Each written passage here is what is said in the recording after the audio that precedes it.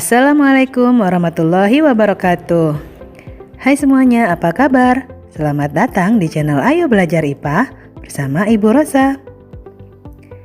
Pengamatan objek dengan menggunakan indera merupakan kegiatan yang penting untuk menghasilkan deskripsi suatu benda.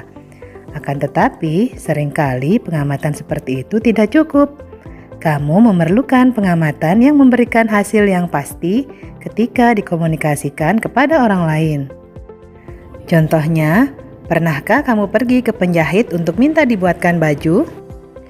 Bagaimanakah penjahit dapat membuatkan baju dengan ukuran yang tepat? Atau pernahkah kamu melihat orang berjual beli buah, misalnya anggur? Bagaimanakah menentukan banyaknya anggur secara akurat? Nah, semua peristiwa tersebut terkait dengan kegiatan pengukuran.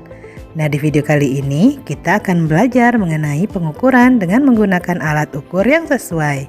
Jadi, ayo kita belajar IPA bersama.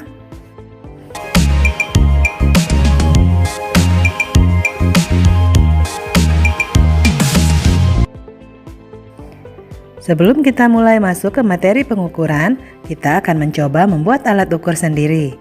Misalkan, kamu hendak mengukur panjang bangku, panjang papan tulis, atau lebar ruang kelas.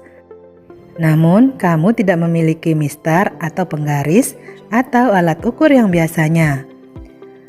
Kemudian, gunakan sesuatu yang ada di kelasmu sebagai alat pengukur panjang. Misalnya buku, pensil, jengkal tangan, atau benda-benda lain yang mudah didapatkan. Ukurlah panjang bangku atau lebar ruangan kelas dengan menggunakan alat-alat pengukur panjang yang telah kamu tentukan.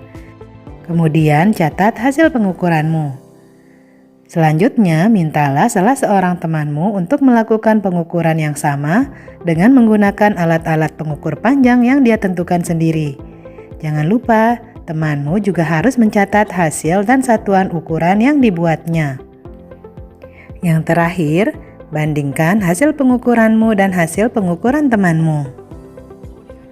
Mengukur merupakan kegiatan penting dalam kehidupan dan kegiatan utama di dalam IPA. Misalnya, kamu hendak mendeskripsikan suatu benda, misalnya mendeskripsikan dirimu. Kemungkinan besar kamu akan menyertakan tinggi badan, umur, massa tubuh, dan lain-lain. Tinggi badan, umur, dan massa tubuh merupakan sesuatu yang dapat diukur. Nah, segala sesuatu yang dapat diukur disebut dengan besaran. Seperti yang telah kamu lakukan, mengukur merupakan kegiatan membandingkan suatu besaran yang diukur dengan besaran sejenis yang dipakai sebagai satuan. Misalnya, kamu melakukan pengukuran panjang meja dengan jengkalmu. Dengan demikian, kamu harus membandingkan panjang meja dengan panjang jengkalmu. Jengkalmu digunakan sebagai satuan pengukuran. Misalnya, hasil pengukurannya yaitu panjang meja sama dengan 6 jengkal. Misalnya, ada 3 temanmu melakukan pengukuran panjang meja yang sama, tetapi dengan jengkal masing-masing. Hasilnya sebagai berikut. Andrian 6 jengkal, Edo 5,5 jengkal, dan Emi 7 jengkal. Mengapa hasil ketiga pengukuran itu berbeda?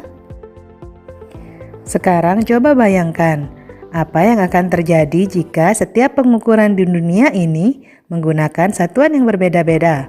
Misalnya jengkal. Ketika kamu memesan baju ke penjahit dengan panjang lengan 3 jengkal, kemungkinan besar hasilnya tidak akan sesuai dengan keinginanmu. Mengapa? Karena penjahit itu menggunakan jengkalnya. Demikian juga jika satuan yang digunakan adalah depa. Oleh karena itu, diperlukan satuan yang disepakati bersama untuk semua orang. Satuan yang disepakati ini disebut dengan satuan baku. Mungkin kamu pernah mendengar satuan sentimeter, kilogram, dan detik. Satuan-satuan tersebut adalah contoh satuan baku dalam sistem internasional atau SI. Setelah tahun 1700, sekelompok ilmuwan menggunakan sistem ukuran yang dikenal dengan nama sistem metrik.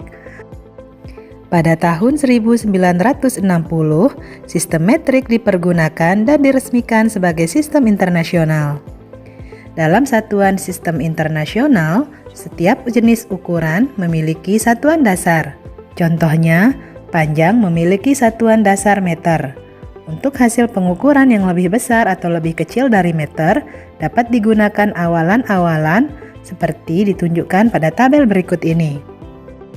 Penggunaan awalan ini untuk memudahkan dalam berkomunikasi karena angkanya menjadi lebih sederhana.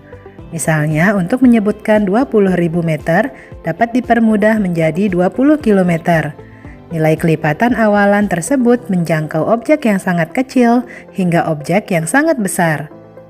Contoh objek yang sangat kecil adalah atom, molekul, dan virus. Sedangkan contoh objek yang sangat besar adalah galaksi. Sistem internasional lebih mudah digunakan karena disusun berdasarkan kelipatan bilangan 10. Penggunaan awalan di depan satuan dasar sistem internasional menunjukkan bilangan 10 berpangkat yang dipilih.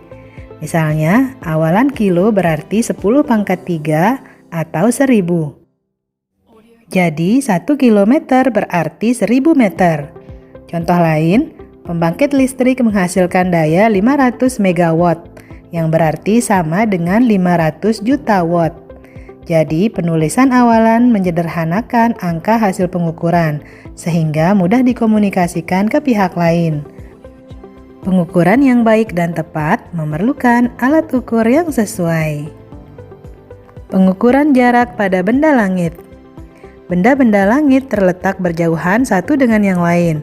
Satuan yang digunakan untuk menyatakan jarak benda-benda langit adalah satuan astronomi atau SA dan tahun cahaya. 1 SA sama dengan jarak bumi dan matahari, yaitu 150 juta kilometer. Sementara itu, 1 tahun cahaya sama dengan jarak tempuh cahaya selama 1 tahun, yaitu 9,5 triliun kilometer. Nah, sekian dulu video pembelajaran kita kali ini. Semoga bermanfaat. Selamat beraktivitas. Jangan lupa untuk tetap mematuhi protokol kesehatan. Sampai jumpa lagi. Wassalamualaikum warahmatullahi wabarakatuh.